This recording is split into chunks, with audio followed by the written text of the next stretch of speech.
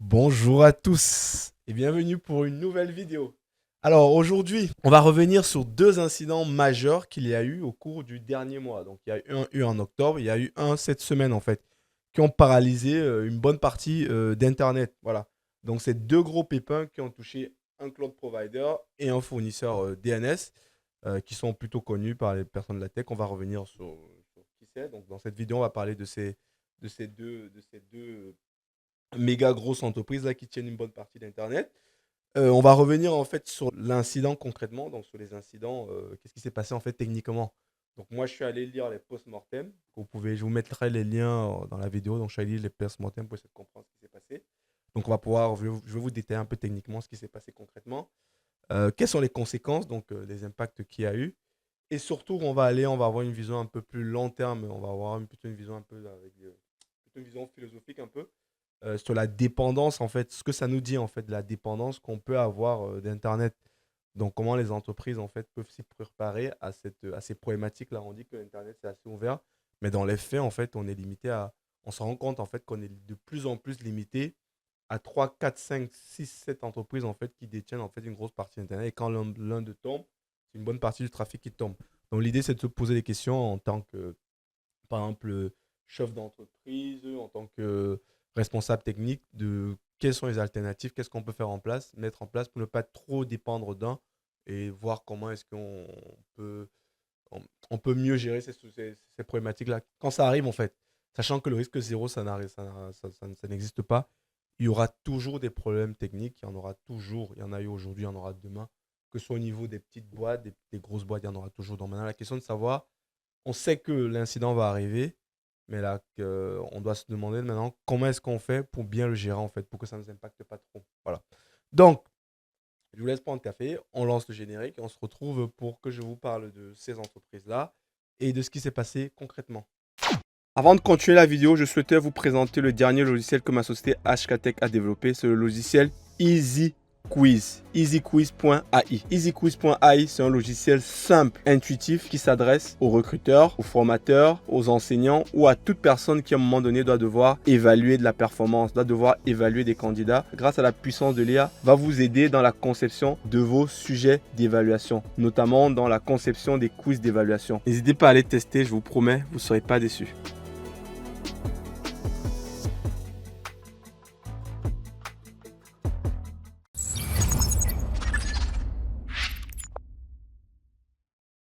Alors, les deux entreprises qui ont été impactées, la première, c'est AWS. Donc, pour ceux qui suivent la chaîne, vous devez savoir ce que c'est que AWS. Voilà.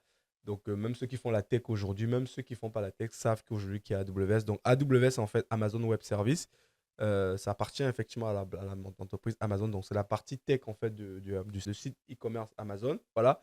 Donc, c'est le leader mondial du cloud public. Donc, quand on parle de cloud, en général, on pense à AWS, on parle à Amazon en fait. Donc ce qu'ils font, ils font l'hébergement des calculs, il y a les bases de données, il y a du réseau, il y a plusieurs services d'IAS, plusieurs services de PAS, plusieurs services SaaS, voilà. Donc ils ont vraiment un peu démocratisé l'accès à des services cloud en fait. Voilà. Aujourd'hui, si vous voulez avoir un serveur, ça prend allez, 3, 4, 5 minutes, ce que ça prenait une dizaine de jours ailleurs. Quoi. Voilà. Donc ça, c'est Amazon en fait. Euh, donc ils ont plusieurs services, ils ont plusieurs standards, ils ont plusieurs fondations avec des milliers de services. Voilà. Je pense que même les gens qui travaillent chez Amazon ne connaissent même plus l'inventaire de tous les services qu'ils ont. Voilà.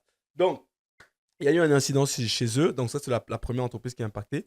Le deuxième sur le banc des accusés, c'est Cloudflare. Donc, Cloudflare, c'était cette semaine, c'est un peu plus récent.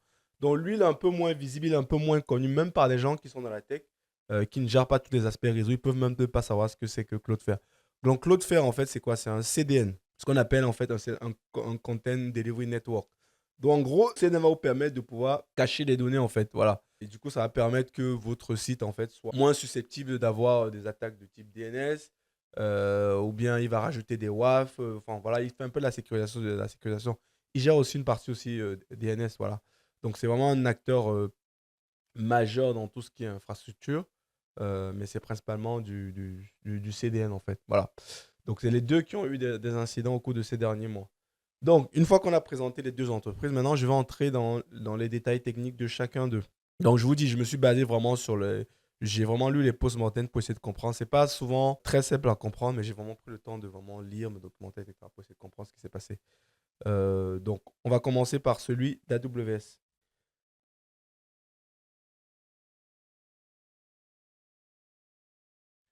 Alors, concernant donc l'incident d'Amazon. Donc, l'incident d'Amazon, c'est arrivé le 19 octobre. Voilà. Donc, c'est ce qu'ils ont communiqué dans leur post-mortem, que c'est arrivé le 19 octobre à 23 heures et qu'ils l'ont résolu à peu près le lendemain à 14 heures. Donc, ils ont eu presque 14 heures pour pouvoir résoudre ce problème-là, en considérant que voilà, les gens ont travaillé la nuit. Donc, l'incident s'est déclenché en région Virginie. Donc, la région Virginie, c'est la région US East 1. Donc, c'est un peu la région centrale. C'est vraiment la région historique d'AWS.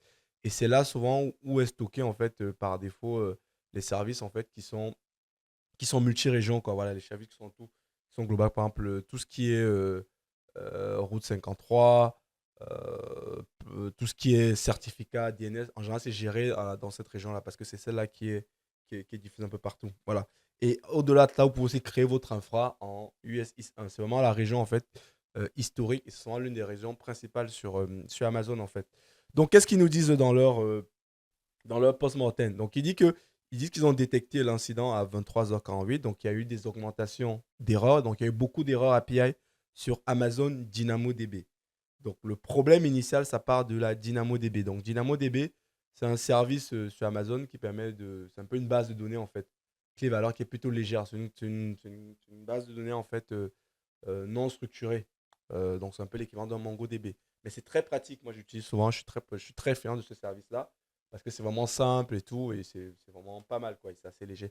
Donc, donc, on apprend du coup qu'Amazon eux-mêmes ils utilisent DynamoDB pour leur propre service, en fait. Donc, DynamoDB, ils ont constaté que en interne, DynamoDB commençait à avoir pas mal d'erreurs API, dans des erreurs 500, un fort nombre d'erreurs sur DynamoDB. Voilà. Et ensuite, ça s'est propagé. Donc, ça a commencé avec DynamoDB. Ils ont constaté que ça entre 23h et 3h du matin à peu près. Et ensuite, l'erreur s'est propagée entre 5h jusqu'à la résolution du problème. Ils ont constaté aussi que maintenant, c'était le service NLB. C'était maintenant les Network Load Balancer, en fait, dans les connexions au Network Load Balancer de la région Virginie, qui ne répondaient plus aussi. Donc, il y avait aussi des erreurs là.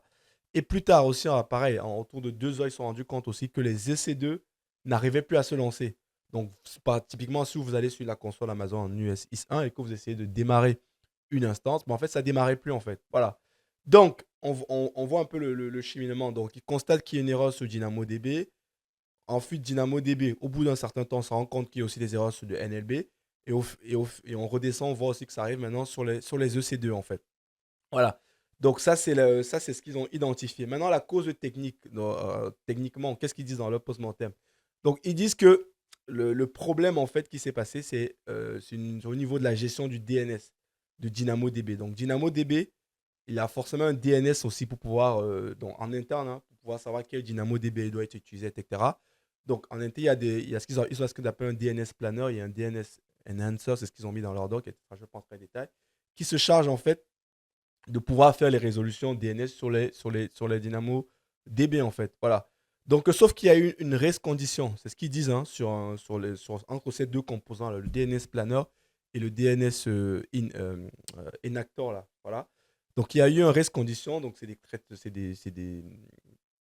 donc en gros, c'est qu'il y a un process qui s'est déclenché sur un, qui a retardé l'autre, etc. Et du coup, ça a foutu en l'air en fait toute la partie gestion du DNS de DynamoDB. Donc théoriquement, il n'était plus possible de faire des requêtes sur DynamoDB parce que les endpoints ne répondaient plus, etc. Voilà. Donc tout est parti de là. Or, ça a donc fait un effet domino. Parce qu'en fait, on apprend du coup, ça c'est très intéressant ce post-mortem, on apprend que dans ce post-mortem, en fait, que quand vous créez en fait une instance sur Amazon, quand vous demandez le démarrage d'une instance, tout ça est référencé dans des tables DynamoDB. Et c'est la même chose pour des NLB. Donc, quand vous créez, vous décidez que vous lancez une instance sur Amazon, derrière, vous ne le voyez pas, mais Amazon, il va stocker toutes les métadonnées de votre instance, tout ça dans une table DynamoDB. Du coup, si DynamoDB n'est pas accessible, Amazon ne peut pas créer votre instance parce qu'il ne peut pas l'enregistrer dans votre table DynamoDB, en fait.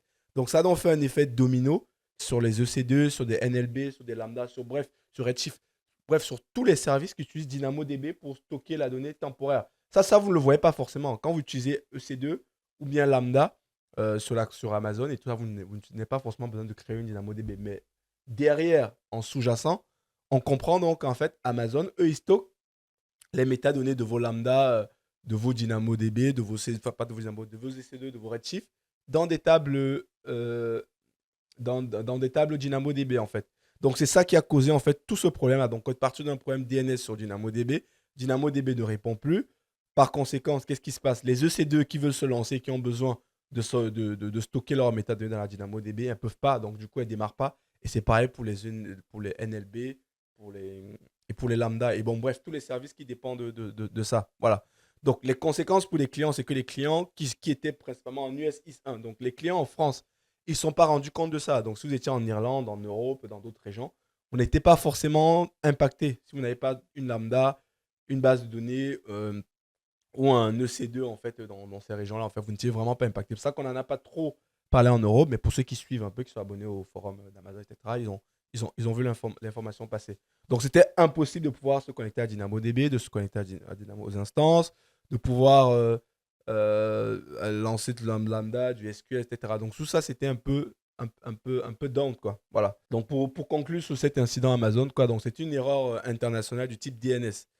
Always DNS. Je me souviens quand je travaillais encore dans le e-commerce, on avait souvent beaucoup de problèmes et ça finissait toujours autour d'un DNS, quoi. Et c'est assez intéressant de se voir que même des grosses boîtes comme Amazon et tout, voilà, ils peuvent avoir des problèmes de cet ordre-là, en fait. Voilà. Et comme je l'ai dit en introduction, vous avez beau faire tout ce que vous voulez, en fait, c'est juste impossible de ne pas avoir d'incident. Donc, ils ont pu quand même le résoudre, mais ils ont pris quand même 14 heures. Donc, voilà. Donc, on les a été détectés à 23 heures et ce n'est que le lendemain à 14 heures qu'ils ont pu résoudre leur problématique. Bon, je peux comprendre qu'à l'échelle d'Amazon, quand même, c'est pas une petite boîte, c'est vraiment un méga infrastructure, quoi. Mais ça permet quand même de comprendre quand un incident se produit, détecter le problème n'est pas toujours si simple, quoi. Voilà, ça demande de creuser, d'analyser, de comprendre ce qui s'est passé. Et c'est vraiment très intéressant. Moi, j'adore lire les post-mortem. Ça peut un peu paraître bizarre de dire que j'adore, mais ça permet de comprendre un peu derrière le sous-jacent. Comment est-ce que derrière, en fait, cette cloud provider-là, comment ça marche? Parce qu'ils ne communiquent pas souvent trop sur ça. Peut-être tous les soucis de concurrence là. Mais quand il y a un incident, ils sont obligés, en fait, enfin, ils sont obligés. Ils ne font pas forcément, mais ils le font de plus en plus de pouvoir communiquer ce qui se passe derrière, en fait. Donc, ça permet de comprendre. Donc, on comprend, en fait, que EC2, SQS, les bases de données, Lambda, tout ça, ça dépend de DynamoDB derrière, même si on ne le voit pas. Donc, c'est tout pour cet incident-là sur Amazon, qui était un peu plus loin, qui est arrivé en octobre. Voilà. Donc, on va passer au deuxième incident, qui est un peu plus récent, qui était cette semaine, qui était ouais, cette semaine-là, voilà, qui concernait en fait Cloudflare.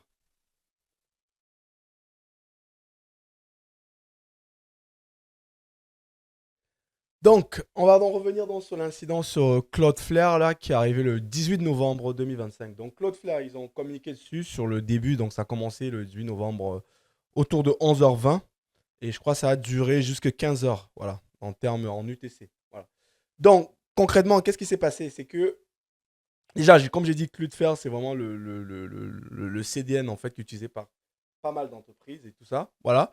Donc, ce qu'ils communiquent pareil dans leur post-mortem, c'est qu'ils ont constaté que vers 11h20, là, ils ont eu pas mal d'erreurs 500. Donc, c'est souvent l'erreur 500. 500, c'est vraiment l'erreur serveur, quoi.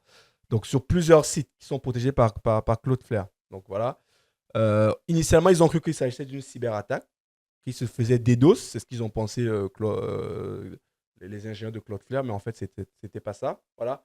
Ce qui s'est passé concrètement, c'est qu'ils ont une base de données qu'ils appellent ClickHouse. Donc, c'est une base de données en fait qui génère un fichier de fonctionnalité. Donc, je pense que c'est un fichier assez technique et tout pour ce qu'ils appellent un bot management. Donc, je pense que ça fait à partir de ce fichier-là, ils font pas mal d'automatisation sur leur serveur, etc. Voilà. Donc, la base de données génère ce fichier-là. Sauf que il y a eu une modification de permission sur la base de données ClickHouse qui a fait que le fichier qu'il générait n'était plus conforme en fait. C'est-à-dire il générait une taille plus élevée. Donc en gros, c'était défini que ce fichier, par exemple, le fichier généré par ClickHouse, devait avoir une taille, je ne sais pas, disons de 200 mégas. Je ne sais pas exactement la taille, je n'ai pas l'info en tête. Mais il se trouve que anormalement, suite à cette transition de permission, donc peut-être que la base en avait plus de permissions et elle écrivait beaucoup plus qu'est-ce qu'elle devait faire.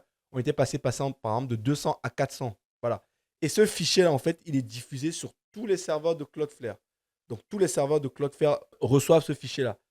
Et sauf que dans leur code, dans leur infra, c'est défini que ce fichier-là ne doit pas dépasser les 200, j'ai dit par exemple 200 mégas, etc. Sauf qu'il est passé de 200 mégas à 500. Et quand ça dépasse ça, les serveurs, ils sont plus capables de processer ce qu'ils faisaient, ils tombaient en erreur, donc ils se redémarraient en fait. Sauf que comme il y a eu une modification de fonctionnalité sur le click all, il générait régulièrement ce fichier-là toutes les 5 minutes. Donc, ce qui fait que les serveurs se rendaient compte que la taille du fichier était énorme, donc ils redémarraient.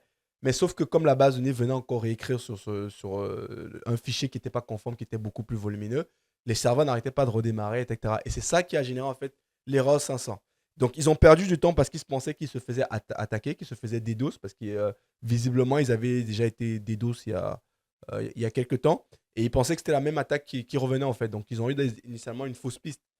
Donc c'est en creusant qu'ils se sont rendus compte en fait que ça venait vraiment de ce fichier-là, et c'est ça qui crée le dysfonctionnement. Et ils disent qu'ils ont résolu l'incident vers 14h30 à peu près, mais que voilà, au niveau de tous leurs clients, ça s'est rétabli autour de 17h. Donc eux, il leur a fallu à peu près 6 heures pour résoudre ça. Voilà. Donc là, vraiment, je ne suis pas en détail. Par exemple, les sites qui ont été impactés, il y a plusieurs sites qui ont été impactés. Des gros sites que vous connaissez, par exemple, OpenAI, ChatGPT, Claude AI, ou bien Canva, Spotify, je sais plus, Bright AI, League of Legends. Donc vous imaginez, c'est vraiment des gros sites en fait. Donc on se rend compte en fait que Cloudflare, vraiment, ils ont vraiment une grosse partie du trafic Internet, en fait, qui passe par leur serveur via la personnalité CDN. Voilà. Donc, voilà un peu un résumé sommaire, parce que si vous voulez aller plus, n'hésitez pas à aller lire leur post-mortem pour en savoir dans les détails. Moi, j'ai essayé de vous donner un peu de manière macro ce que j'ai compris, etc. de cela. J'aurais pu faire des schémas, mais bon, comme je le fais un peu de manière rapide et tout, j'ai pas eu le temps de le faire, quoi. Donc voilà un peu ce qui s'est passé. Donc on va revenir un peu sur cette partie-là, sur les conséquences et les enseignements.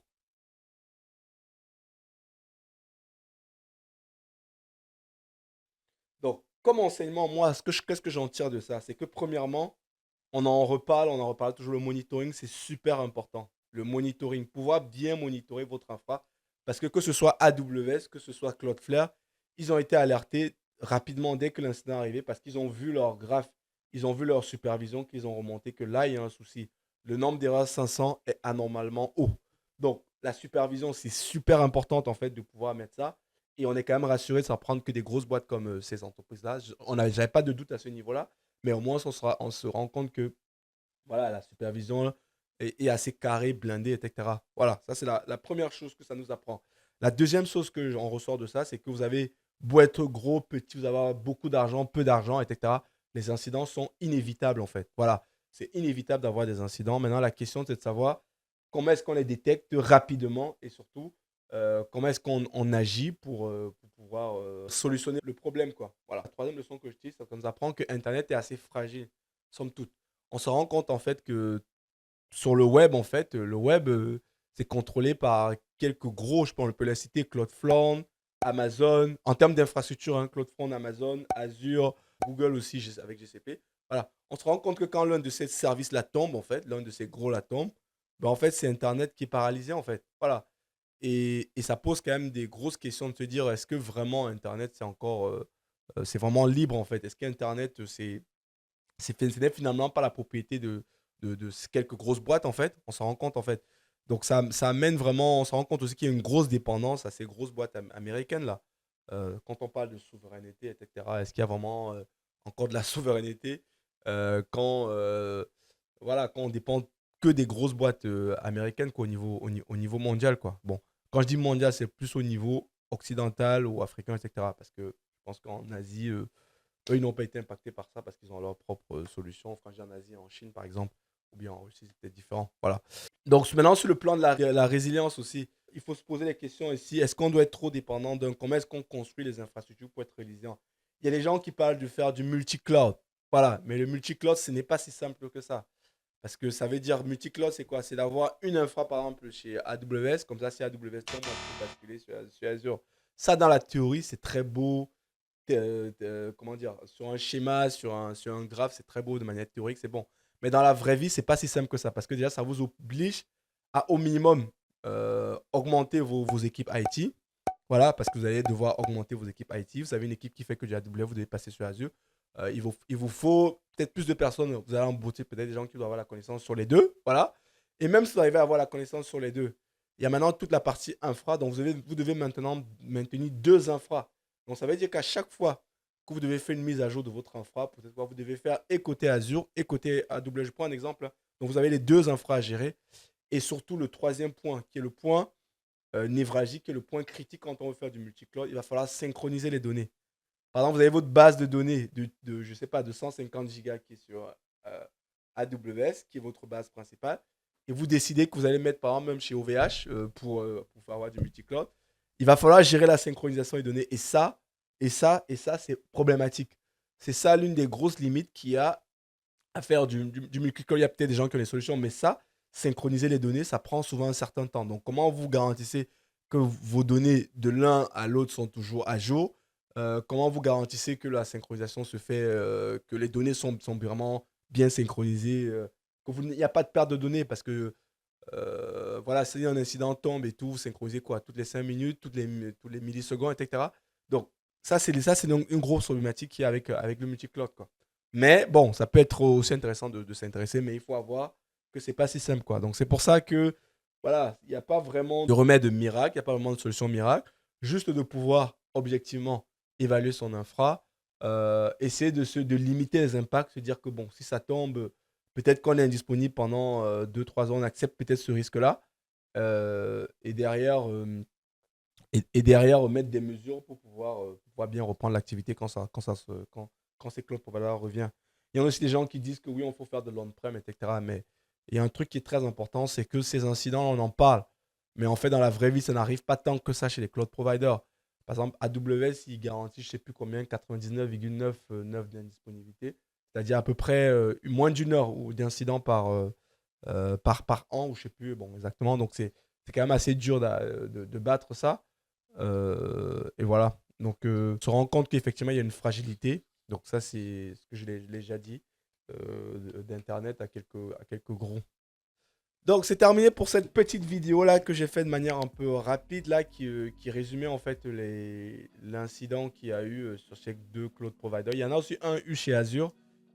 J'ai pas eu le temps d'aller creuser ça parce que je suis plus trop dans l'écosystème Azure. Je sais que Cloudflare et AWS, j'ai été personnellement impacté sur des serveurs ou des applis que je gère ou que je peux faire pour des clients. Et du coup, c'est pour ça que j'ai creusé ces sujets-là. Donc, n'hésitez pas, je vous mets en commentaire les liens pour les post-mortem. Ce qui est bien pour Cloudflare, vous l'avez en français, et pour AWS, c'est en anglais, c'est tout petit. Voilà, mais bon, c'est plutôt aussi assez intéressant techniquement. Ça permet de comprendre vraiment comment marchent les choses en arrière-plan.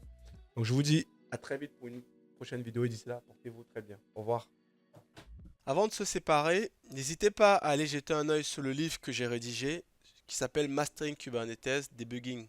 Donc c'est un livre que j'ai développé j'ai commencé à écrire ça en début d'année. Donc ça m'a pris 6 mois pour rédiger ce livre-là, dans lequel j'ai concentré en fait mes 7 années d'expérience à gérer des clusters Kubernetes tout seul, comme je l'ai dit précédemment. Donc c'est vraiment un livre qui se veut hands-on, dans lequel je vous montre comment j'explique un peu l'architecture de Kubernetes, mais surtout je détaille comment est-ce que vous pouvez résoudre des vrais problèmes en production sur les clusters Kubernetes. Donc n'hésitez pas à aller jeter un œil, c'est disponible sur Amazon. Donc n'hésitez pas à aller l'acheter, à le tester et me faire des retours en fait. Donc c'est vraiment un livre sur lequel j'ai mis en œuvre tout mon savoir-faire sur Kubernetes. J'ai hâte de pouvoir vous lire et je vous dis à très vite.